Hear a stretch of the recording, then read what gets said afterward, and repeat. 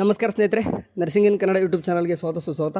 Okay ಎಲ್ಲನೂ ಕೂಡ exam complete ಮಾಡ್ಕೊಂಡಿದ್ದೀರಾ, 3rd ಸೆಮಿಸ್ಟರ್ ಸ್ಟೂಡೆಂಟ್. ಓಕೆ, ನಿಮಗೆ ಇವಾಗ ಡೈರೆಕ್ಟಾಗಿ ವಿಷಯ ಭಾಳ ಟೈಮ್ ವೇಸ್ಟ್ ಮಾಡೋಕ್ಕೆ ಹೋಗಲ್ಲ, ಆರಾಮ್ಸೆ ಸ್ವಲ್ಪ ರೆಸ್ಟ್ ಮಾಡೋರಂತೆ.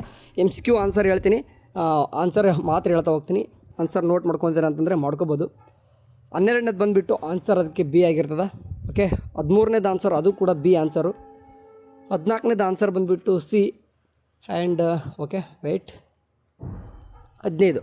ಓಕೆ, 15ನೇ ಕ್ವಶನ್ಸ್ಗೆ ಆನ್ಸರು MPM ಡಿ. ಓಕೆ, 16ಕ್ಕೆ ಎ ಆ್ಯಂಡ್ 17ಕ್ಕೆ ಬಂದುಬಿಟ್ಟು ಅದು ಕೂಡ ಎ ಆನ್ಸರ್ ಆಗಿರ್ತದೆ, ಥ್ರೋಂಬೋಸಿಸ್.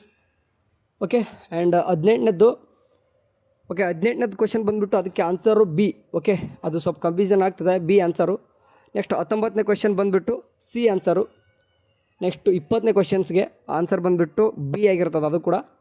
ನೆಕ್ಸ್ಟ್ 21ನೇದು ಕ್ವಶನ್ಸ್. ಓಕೆ, 21ನೇ questions answer D. Okay, ಪ್ಯಾಸ್ test. Okay, 22ನೇದು ಕ್ವಶನ್ಸ್ಗೆ ಅದು ಆನ್ಸರ್ ಎ ಆ್ಯಂಡ್ 23 ಕೂಡ ಎ. ಸರಿ, ಇದಿಷ್ಟು MCQ ಆನ್ಸರ್ ನೋಡ್ಕೊರಿ. ಓಕೆ, ಇನ್ ಕೇಸ್ ನನ್ನ ರೇಂಜ್ಗೆ ಹೇಳಿದ್ದೀನಿ, ನೀವು ಇದನ್ನೇ ಮಾಡ್ಬೇಕಂತೆಲ್ಲ ಸ್ವಲ್ಪ ಒಂದು ಟೈಮ್ ನೋಡ್ಕೊರಿ. ಓಕೆ, ಸೊ ಅಂದರೆ ಏನಾದರೂ ರಾಂಗ್ ಇತ್ತಂದರೆ ಕಮೆಂಟ್ ಸೆಕ್ಷನಲ್ಲಿ ಹಾಕಿ. ಸರಿ, ಇದಿಷ್ಟು ಸದ್ಯಕ್ಕೆ.